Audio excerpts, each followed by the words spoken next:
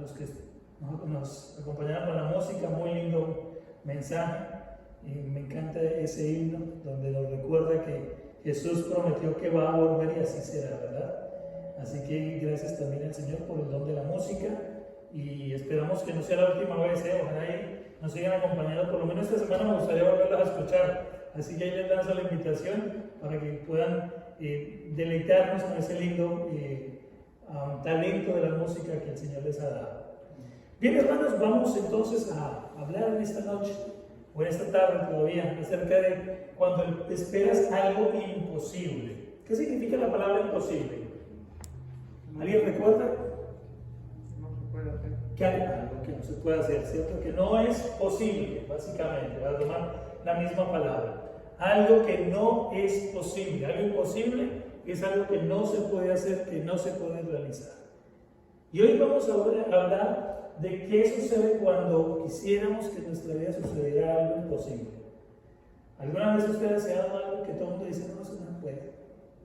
Ni lo intente, no pierda su tiempo. Es más, nosotros mismos en muchas ocasiones hemos dicho, eso no se puede. A veces hemos luchado contra ciertas cosas en nuestra vida para descubrir que no ha sido posible cambiarlas, ¿no? Un mal hábito, una mala costumbre. Es más, a veces creamos pensamientos o ideas para concientizarnos de esa imposibilidad, ¿no? Ideas como yo nací así y así me tengo que quedar. Mis padres eran de esa manera y pues si ellos eran así, pues yo también tendré que ser así. Y creamos estos pensamientos a través de los cuales hacemos un autolavado de cerebro, por así decirlo, donde a través de estas ideas pues decimos, no, así se tienen que quedar. Y pensamos que de verdad es imposible. Hoy vamos a hablar acerca de una experiencia, de un imposible que encontramos en el libro de Juan. ¿Trajo su Biblia? Acostumbro proyectarlo también en la pantalla por si alguien quiere, pero prefiero, si usted tiene su Biblia, que lo lea de allí. Hay un sabor especial en leer la Biblia desde nuestras propias manos. Así que esto lo hago solamente porque tristemente algunas veces se nos olvida la Biblia, o como le pasa a algunos hermanos de mi iglesia. Tengo hermanas que dicen, pastor, la traje, pero no traje los anteojos. Entonces, vino la Biblia, pero no vinieron los ojos. Entonces, a veces quedamos en la misma, ¿verdad? Así que esto, pero si usted la tiene en sus manos y puede leerla de allí, le invito para que me acompañe leyendo su Biblia en Juan, el capítulo 9. Esa será nuestra lectura en esta tarde y a través de la cual iremos entonces a sacar una serie de lecciones que quisiéramos que puedan ser prácticas para nuestra vida. ¿Tienen todos sus Biblias en Juan capítulo 9? Vamos a ver. Padre Celestial, que al abrir tu palabra podamos ser bendecidos por ella. Que tu Espíritu Santo, Señor, pueda manifestarse y pueda tocar nuestras mentes, nuestros corazones, transformarnos, Señor, conforme a tu voluntad. Quédate, por favor, con nosotros, lo pedimos en Cristo Jesús. Amén. Y amén. Comienza diciendo el versículo 1, al pasar Jesús vio a un hombre como ciego de nacimiento. Este capítulo es bien interesante porque habla de una experiencia que Jesús tuvo frente a una situación que podríamos decir es imposible. ¿Estamos de acuerdo? El personaje de nuestra historia es un ciego, pero muchos ciegos han llegado a esa condición después de años, ¿no?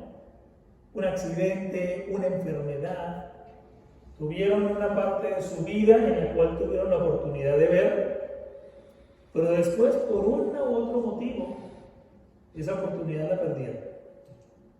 El caso del hombre de nuestra historia es diferente. Es un hombre que jamás había tenido la oportunidad de ver nada.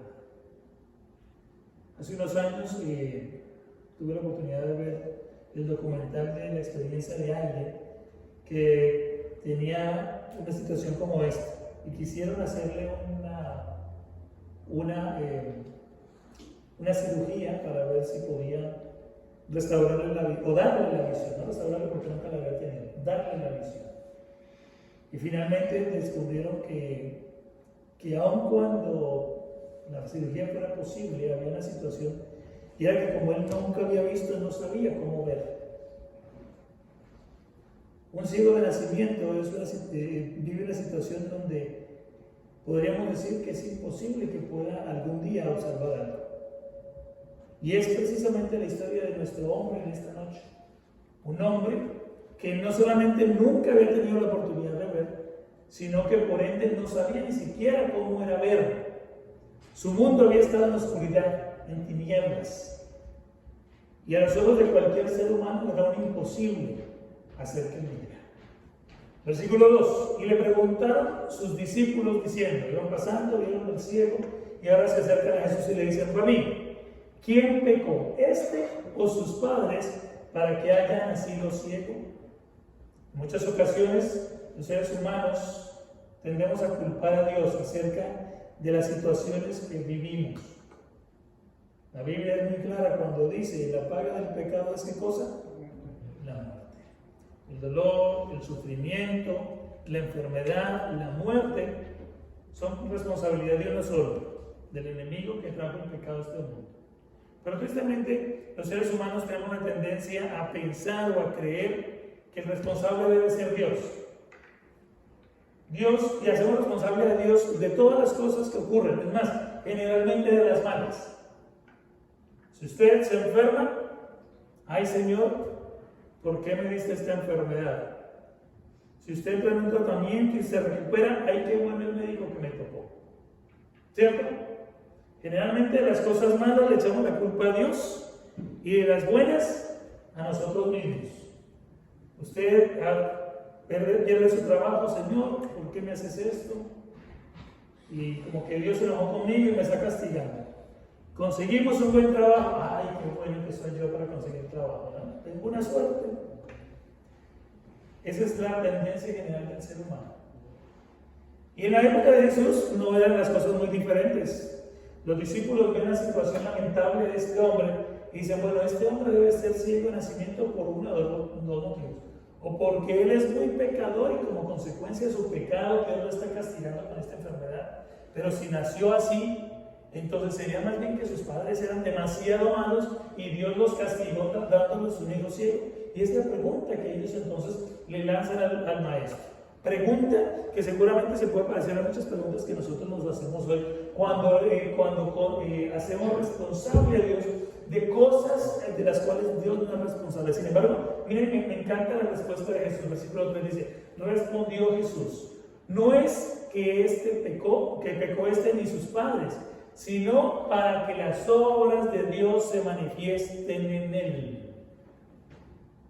No es que Dios se goce en vernos sufrir, no es que Dios se desquite de nuestra maldad mandándonos situaciones dolorosas. Cuando yo era niño, tuve la oportunidad de vivir en un barrio nuevo de la ciudad, ¿sí? Y como los barrios nuevos están las casas, pero las calles, bueno, por lo menos en nuestros países, aquí no es de esa manera, pero en nuestros países, generalmente construyen las casas, pero las calles todavía están en tierra, ¿no? Y ese era el caso del lugar donde nosotros habíamos llegado a vivir. Una casa muy linda, nueva, recién construida, pero las calles eran de tierra, todavía no tenían el asfalto. En la época en que nosotros vivimos allí, la ciudad decidió hacer el proyecto de pavimentar las calles. Así que a nosotros, viviendo en ese lugar, nos tocó el trabajo de que las calles fueran pavimentadas.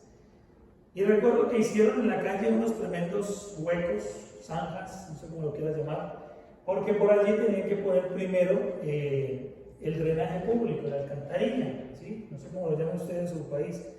Pero ¿saben de qué hablan? Las aguas residuales. Primero había que meter esos grandes tubos para que saliera por allí y fuera ese fluido, y ya luego se poner el asfalto. Como lo que pasa siempre en nuestros países, llegó una compañía y abrió el hueco, y quedó ahí por semanas.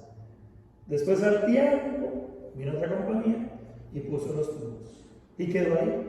Y después al tiempo vino otro y cerró el hueco con arena, con tierras. Y pasó el tiempo, y después de varios meses, de unas y otras, finalmente la calle quedó pavimentada. ¿Ya? ¿Han conocido situaciones de desacierto? Eso es muy común en algunos de nuestros países. Hay dinero de por medio, hay gobiernos, hay políticos y todos quieren ganarse un poquito. Bueno, no vamos a hablar de eso, ese no es el tema de esta noche. Pero esa fue la situación. Ahora, ¿por qué estoy contando todo esto? Porque nosotros vivíamos enfrente de ese lugar. Entonces, cuando hacía calor y estaba todo muy seco, el polvo entraba por todos lados. Cuando llovía, se hacían unos pantanos terribles. Entonces, en casa teníamos, mamá se quedó la costumbre de hacernos limpiar los zapatos todas las noches para que fueran impecables al día siguiente de la escuela. ¿Sí? Recuerdo que teníamos que sentarnos, agarrábamos, tomábamos el betún, tomábamos un trapo y a echarle betún y luego con un cepillo y un espejo, tenía que aparecer ese zapato. ¿Sí? Todas las noches era la misma rutina. ¿Sí? Pero ¿qué pasaba? Si estaba seco, había polvo. Así que apenas uno ponía el primer pie en la calle, ¿qué pasaba con los zapatos? Se empolvaban. Al día siguiente había llovido. Entonces, ¿qué había? Había lodo. Apenas uno ponía el primer pie en la calle, había lodo. Sin embargo, todas las noches había que dedicar tiempo a limpiar esos zapatos, porque no podíamos ir con los zapatos sucios.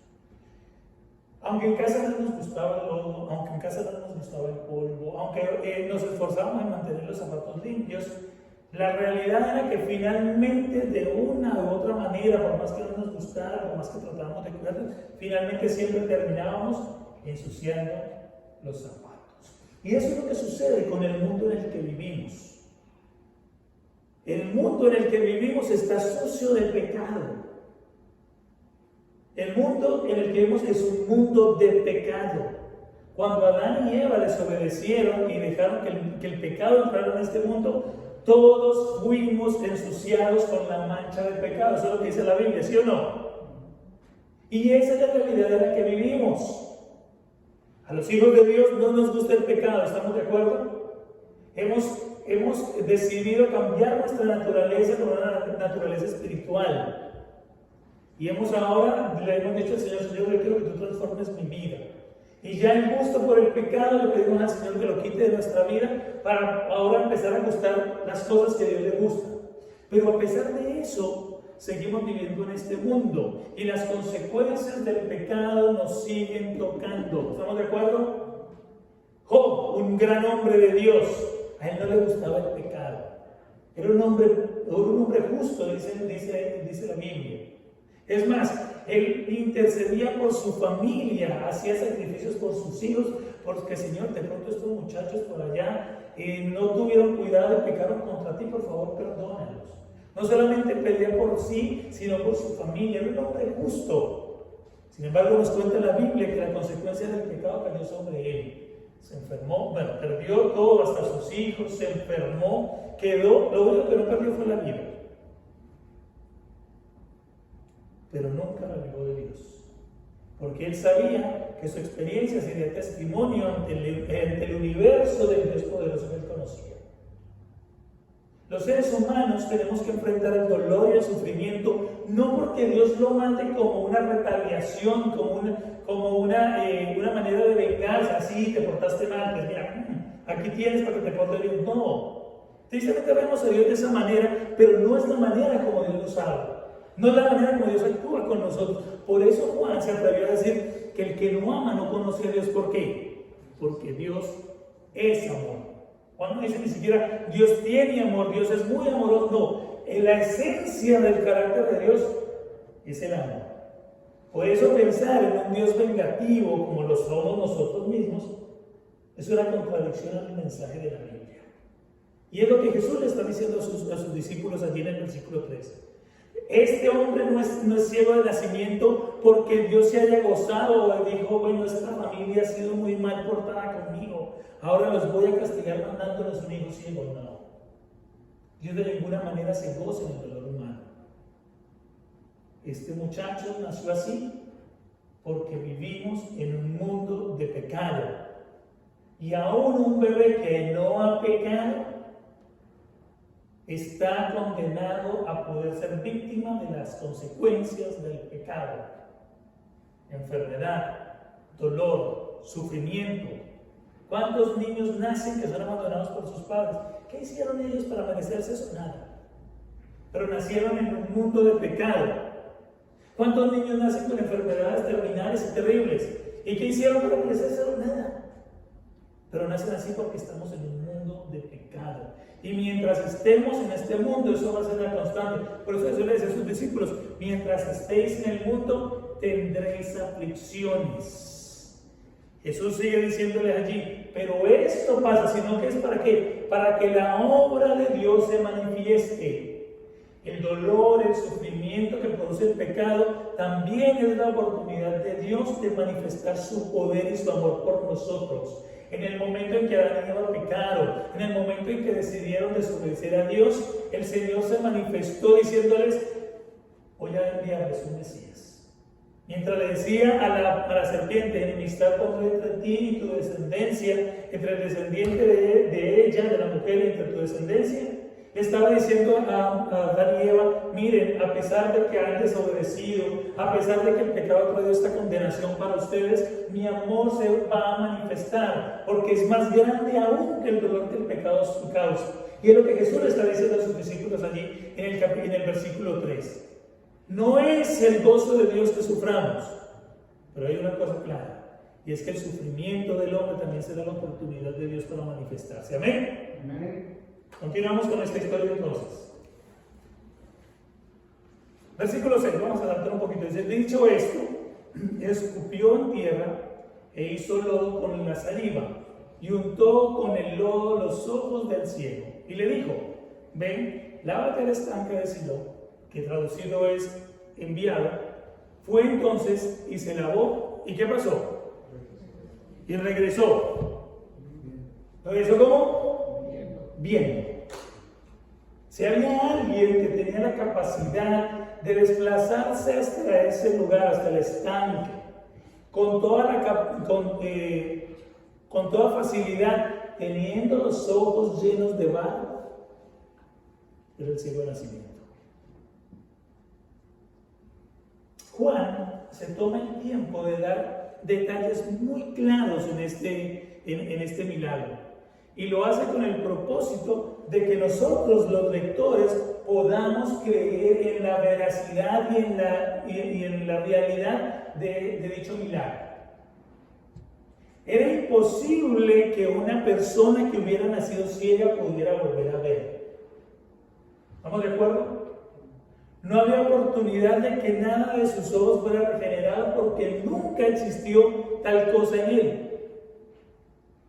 Era imposible que una persona que no supiera, a menos que fuera ciega, pudiera llegar de esa forma hasta el estanque. Todos estos detalles dan evidencia de que lo que Jesús estaba haciendo era real, era cierto. Pero aquí pasa algo.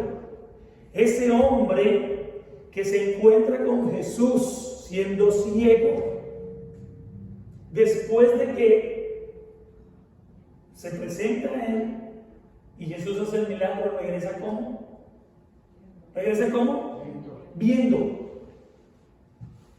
La vida de este hombre había sido cambiada, había sido transformada. Porque es que cuando esperas algo imposible, tienes la oportunidad de ver el poder de Dios en tu vida. Amén. Cuando el ángel se le presenta a María, le dice: mira, vas a concebir un hijo. ¿Y qué le dice María? Ay, no, pero ¿y cómo? Yo tengo novio, estoy comprometida, pero yo no he tenido relaciones con él. No me he casado. Prácticamente le está diciendo: es imposible. Eso es antinatural. Va en contra de las leyes de la naturaleza que una mujer pueda ser madre sin tener la intervención de un hombre para eso. ¿Estamos de acuerdo? ¿Y qué le dice el ángel a María? ¿Recuerdan Gabriel? Gabriel allí en Lucas dice que Gabriel le dijo: porque lo que para el hombre es imposible, es posible para Dios. ¿Saben, mis queridos? Si hay algo en lo que Dios es especialista, es en realizar los imposibles. Tú podrías decir, es imposible que yo después de tantos años pueda moldear este carácter que tengo. Es imposible que yo pueda dejar de lado esta adicción, este mal vicio, esta mala costumbre. Es imposible que a mis años yo logre cambiar mi vida y transformarme. He vivido 40, 50, los años que sea con esta misma situación. Es más, seguramente las personas que lo rodean van a decir exactamente lo mismo. No, pero si toda la vida ha sido así. Es más, es tan así que también creamos ideas para sustentar eso. Ideas como loro viejo no aprende a hablar. ¿Sí han escuchado eso? ¿Sí dicen así en sus países? ¿Verdad? Vaca ladrona no olvida el portillo. No sé si ustedes también usan ese. Bueno, ese es otro, se los dejo ahí para que aprendan un poquito de otros refranes. Ideas que dicen, no, cambiar eso es imposible. Los seres humanos nacimos así y así nos tenemos que quedar y así nos vamos a morir. Era lo que le pasaba a este hombre. Este hombre había nacido condenado a la oscuridad. Era un hombre que había nacido condenado a no ver absolutamente nada. Pero ahora Jesús hace una obra verdaderamente milagrosa, porque eso precisamente es un milagro. Muchas veces creemos que los milagros solamente se realizan en las cosas externas, como este caso. Pero olvidamos que el Señor es el experto en hacer milagros también en los corazones de las personas. Olvidamos que nosotros mismos podemos ser el milagro de Dios. Porque cuando permites, cuando esperas que el Señor haga algo imposible en tu vida, una transformación, un cambio en tu vida, lo único que te queda hacer es ver cuán grande es su poder. Como el hombre puedes ver, vivimos en un mundo de oscuridad. El poder de Dios para nosotros es invisible. Y por eso tratamos de hacerlo por nuestros propios medios. Voy a ser mejor persona. Y entonces comienzo a tratar de hacer una serie de cosas en mi vida. Voy a poner algo más sencillo. Voy a tratar de ser más puntual. Voy a cambiar ese mal hábito de llegar tarde a todo lado. Y entonces empezamos a poner el reloj más temprano. Y después de un tiempo nos damos cuenta que sigo llegando tarde. ¿Qué pasa? Ahí viene la programación mental que nos hacemos, ¿no? Es que yo siempre he sido así, pues. Así me tienen que querer. Y ya, me quedé así. Soy irascible, me enojo con facilidad. Y digo, no, voy a cambiar eso, esto me está trayendo problemas en mi familia, con mis compañeros de trabajo, voy a cambiar eso. Y comienzo a estudiar, de pronto me compro un libro sobre el manejo del carácter, y comienzo a trabajar en eso. Pero después de un tiempo, llego al trabajo y encuentro con que el jefe me ha dejado una tarea que no me corresponde a mí, le corresponde a otro, pero ese otro lo mandó de vacaciones. Y las vacaciones me tocaban a mí me las negó. Uy, es que... Y todo lo que venía haciendo para mejorar mi mal carácter, al suelo. Y vuelve la programación mental que hacemos, ¿no? Pero es que yo siempre he sido así. Es más, mi papá era así. Yo me acuerdo que se enojaba. Solo era mí. Ya hasta llegamos. Pero este hombre pudo ver un milagro en su vida con una situación que era verdaderamente imposible, porque Dios es el Dios de los imposibles. Continuamos. Ahora viene en la historia una serie de reacciones en cuanto a este milagro, porque es que cuando tú permites que el Señor haga la obra en tu vida, los demás se dan cuenta. Nunca el Señor hará una obra donde los que te rodean pasen inadvertidos. Yo creo que recuerdas la ocasión en que le entregaste tu vida al Señor Jesús. Y muchas de estas reacciones seguramente se van a parecer a lo que tú viviste. Miren, tenemos en primer lugar, dice el versículo 8, entonces los vecinos, los que antes habían visto que era ciego, decían, ¿no es este el que se sentaba y mendigaba? Unos decían, él es, y otro, a él se parece. Él decía, yo soy. Comenzamos con un grupo muy cercano de personas, ¿no? Los vecinos. Esas personas que llegaron, que lo vieron crecer. Seguramente conocían a sus padres desde que eran solteros. Yo creo que a todos nos ha pasado, ¿no? Vemos los chicos creciendo en la iglesia y nos acuerdan, yo me acuerdo cuando tu mamá estaba en embarazo, yo me acuerdo cuando le hicimos el baby shower, pasó esto y aquello, y ahora los vemos unos muchachos grandísimos. Y a veces decimos, no, me siento viejo. Bueno, los vecinos habían visto a este hombre crecer, pero había una cosa que les quedaba clara, y es que siempre ese muchacho había sido ciego. Y ahora se les aparece. ¿Cómo es? Este no es el hijo de fulano, la señora de allá, de la esquina, pero le da ciego. Y ahora que está bien, ¿no? Pero ese muchacho nunca vio. Entonces cuando dice, no, yo creo que no es él. Es lo que se parece a él, quién sabe de dónde vino ese, pero no es él. No, porque es que nosotros conocemos es ciego. Ese muchacho nunca vio. Este ve, entonces ese no puede ser. ¿Y qué decía él? No, sí soy yo. Ustedes me vieron ciego todavía, pero no, ahora puedo ver. ¿Y qué decían los vecinos? ¿Será? Los vecinos, la reacción de los vecinos fue de incredulidad. Y es que cuando tú le entregas tu vida al Señor Jesús, muchos no lo van a creer. Pero ven que se volvió cristiano. ¿Te ha pasado? ¿Lo has escuchado? Y este no era el que todos los domingos en la mañana amanecía tirado en una esquina, borracho, perdido, que se hizo cristiano, ese que va. Este no era el que no se le podía hacer nada porque se enojaba por todo. ¿Qué va? Se hizo cristiano. Muchos no van a creer el poder de Dios en tu vida para transformarte. Pero no fueron las únicas reacciones. Miren que hay más. Versículo 13. Llevaron ante los fariseos al que había sido ciego.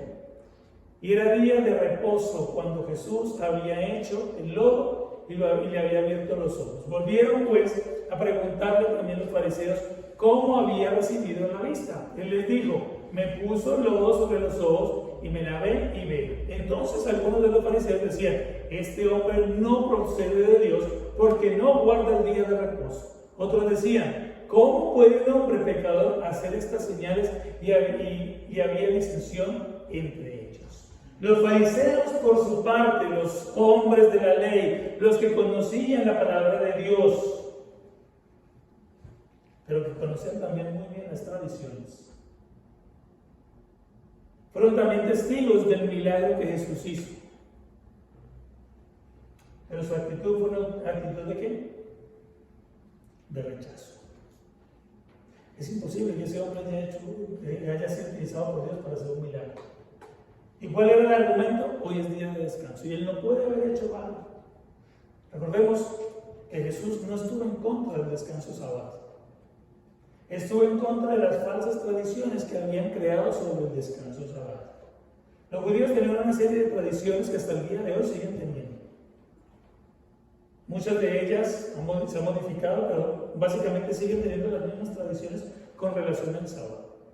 Tradiciones que llevan a hacer del sábado una situación dura y difícil de realizar. Y una de las cosas que tenían prohibido era escupir. Y es más, el motivo por el cual escupir era pecado el sábado es bien interesante. En el caso de Jesús, porque no solamente lo utilizó para hacer barro, ya eso era un trabajo, sino porque si tú no lo haces para hacer barro, corrías el riesgo de que justo donde caía tu saliva hubiera por ahí caída una semilla, y al caer la saliva sobre esa semilla podía hidratarla y la semilla podría llegar a germinar de alguna manera. Y si eso sucedía, entonces tú habrías cultivado la tierra en sábado. Así que eras culpable de trabajar la tierra en sábado. Vamos a ver. Y ustedes parece una exageración, pero así lo hacían.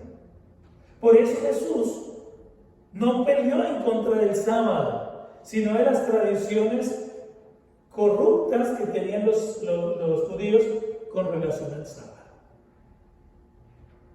¿Estamos de acuerdo?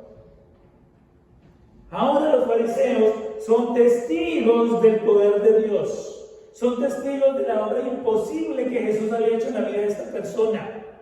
Pero en vez de reconocerlo y darle gloria a Dios, ¿recuerdan lo que dijo Jesús cuando le preguntaron quién era el pecado? Dijo, no pecó ni este ni sus padres, sino que esto ha sucedido ¿para qué?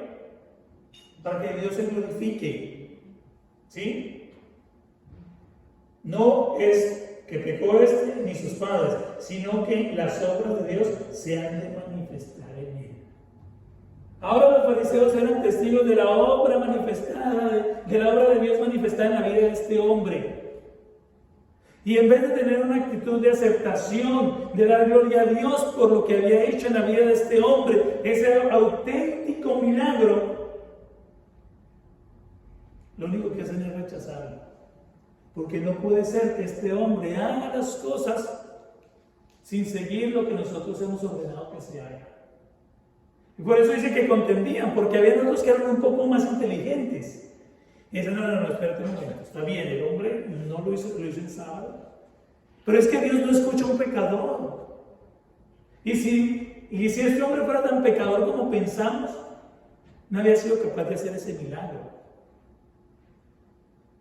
Sus ideas preconcebidas acerca de lo que ellos creían que era Dios, no lo que la Biblia dice que es Dios, de lo que ellos se imaginaban, les parecía que debía ser Dios. Porque ese es otro problema que los seres humanos tenemos.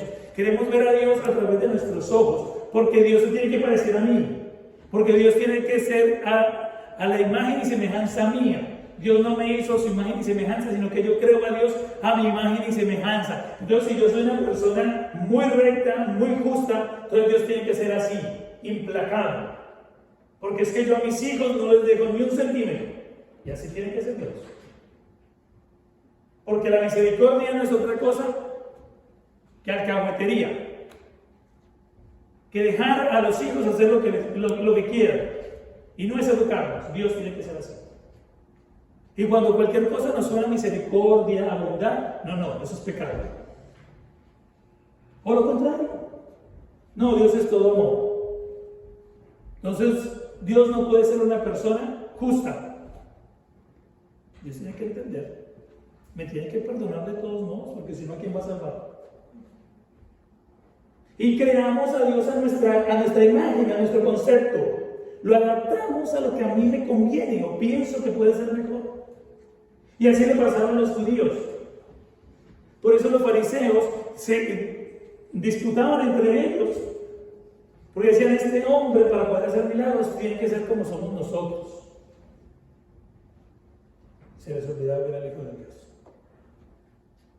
Por eso finalmente, al ver la evidencia de lo imposible, del poder maravilloso de Dios para realizar los imposibles, en vez de abrir sus corazones y decir, este es el Mesías que tanto se nos había prometido, a este es el que tenemos que seguir, prefirieron decir, no, ¿saben qué? Nos quedamos con nuestras tradiciones, ese hombre no sé qué hizo, pero esto no puede ser cierto.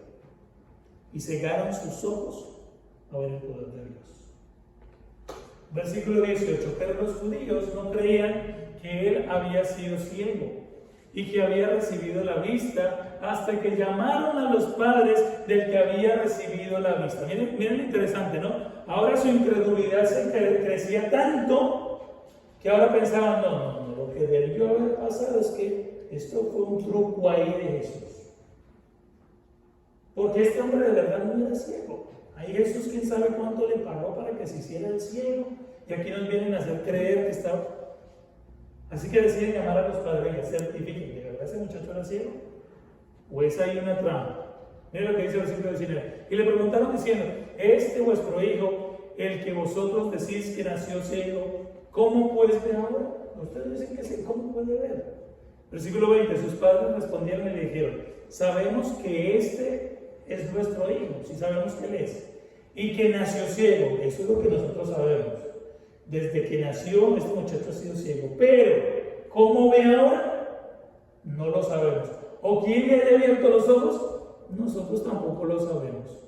Él tiene, pregúntenle a él. Él hablará por sí mismo.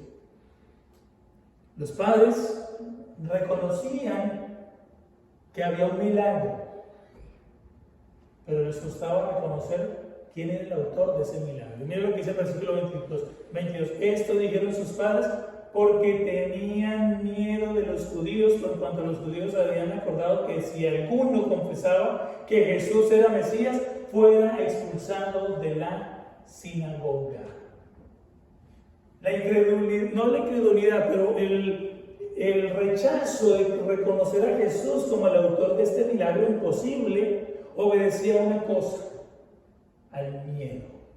La reacción de los padres fue de miedo a perder su condición de favorabilidad dentro de la sinagoga. Es que si decimos que fue Jesús y que Jesús es el Mesías, estos no nos dejan volver a la sinagoga. Por eso mejor, si alguien se va a meter en problemas, que sea él. Yo por ese Jesús no me meto en ningún tipo de problemas.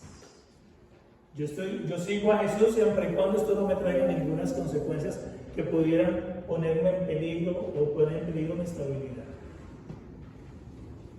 3 reacciones que suceden alrededor de una persona que ha sido testigo del poder de Dios en su vida a través de lo imposible. Número 1, la incredulidad de muchos. ¿Será pena?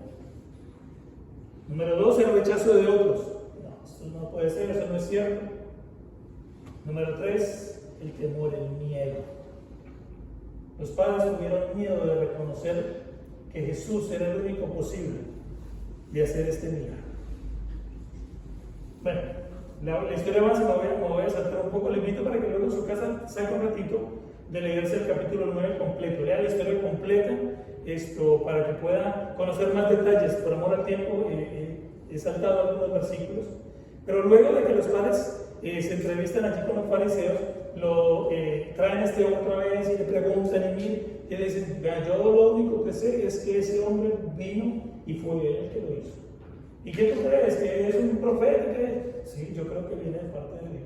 Oye, pero tú eres un pecador, mira que por ser pecador estás ciego y nos quieres venir a enseñar a nosotros que somos los doctos de la ley. Y se enojaron tanto que lo expulsaron de la sinagoga. Dijo: no, este está reconociendo a ese Jesús como Mesías, y no. Y cumplieron su sentencia con este joven. Y se fue. Dice el versículo 25: oyó Jesús que habían expulsado, y hallándolo le dijo.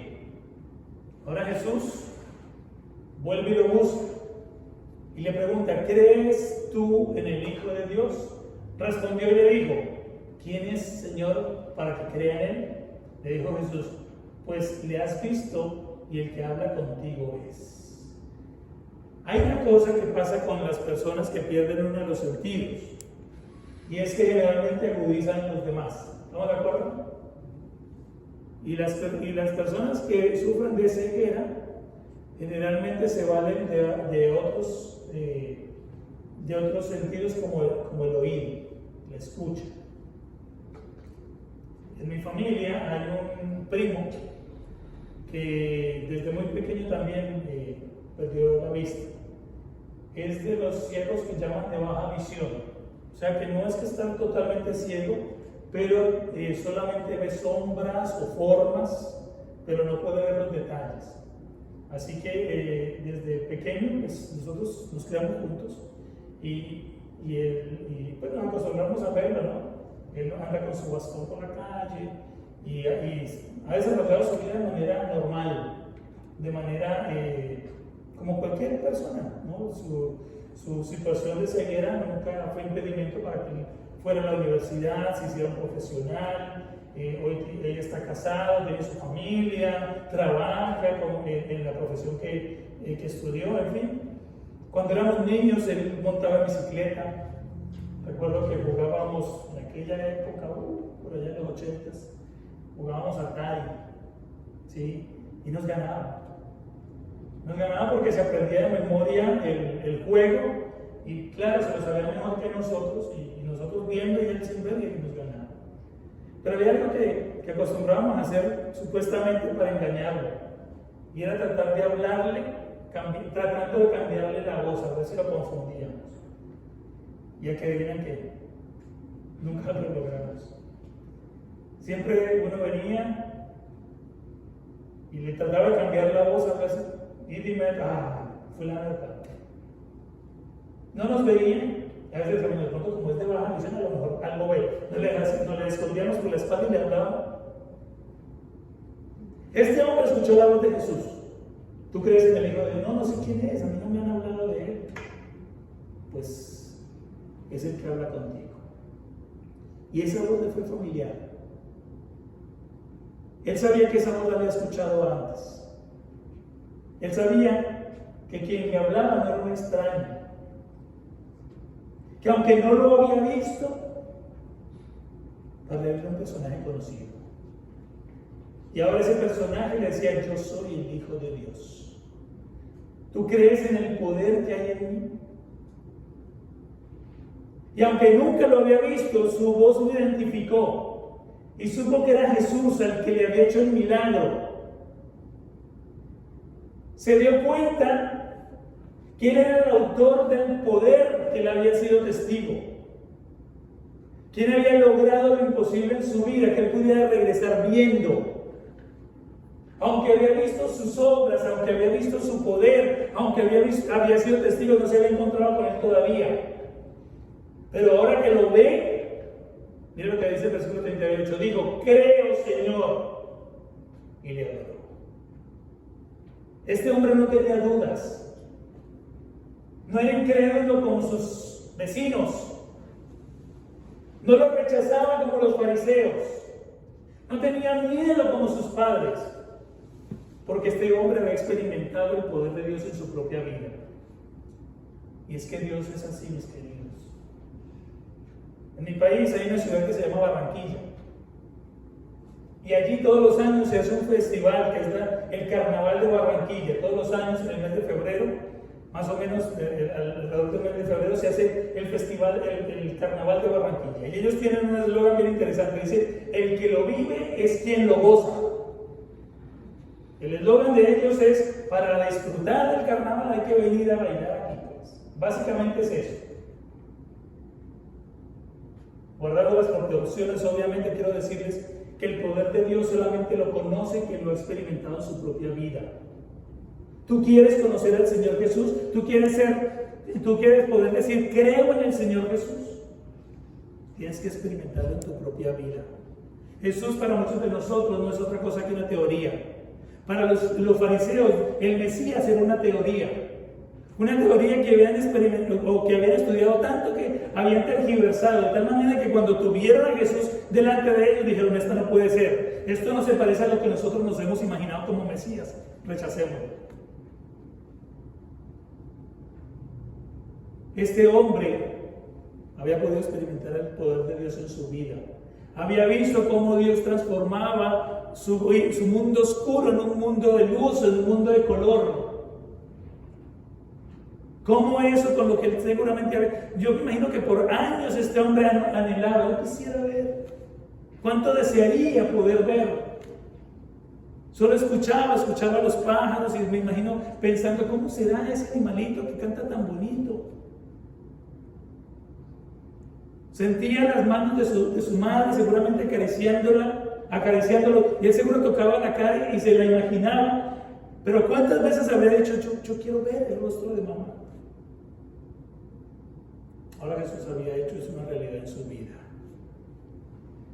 Y este hombre pudo creer porque experimentó a Jesús en su vida. Mi querido amigo, mi querido hermano, a Jesús debemos experimentarlo en nuestra vida. Miren lo que dice Jesús luego. Dijo Jesús: para juicio he venido yo a este mundo, para que los que no ven, vean, y los que ven, sean cegados. Y ese es el poder de Dios. Y usted puede estar en uno o en otro lado.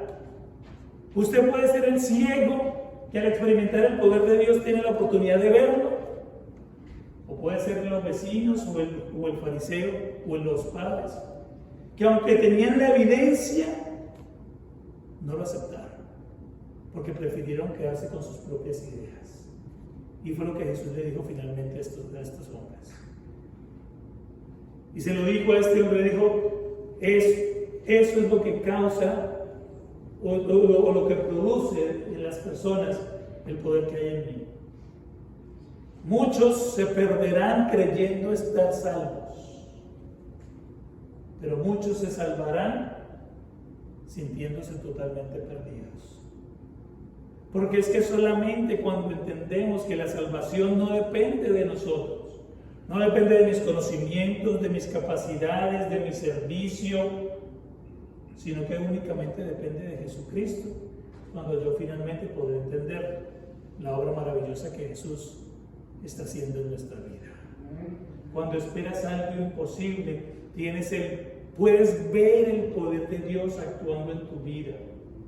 Cuando te das la oportunidad de experimentar, de salir de la teoría para vivir un evangelio práctico, un evangelio de amor, un evangelio de misericordia, un evangelio que, como Jesús hacía, llevaba consuelo, fortaleza, felicidad a los demás.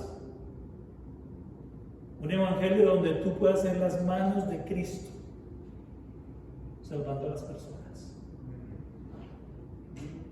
Solamente hay dos opciones: o ser parte de los que creían ver y finalmente estaban más ciegos, o ser como ese ciego y experimentar el poder de Dios en tu vida.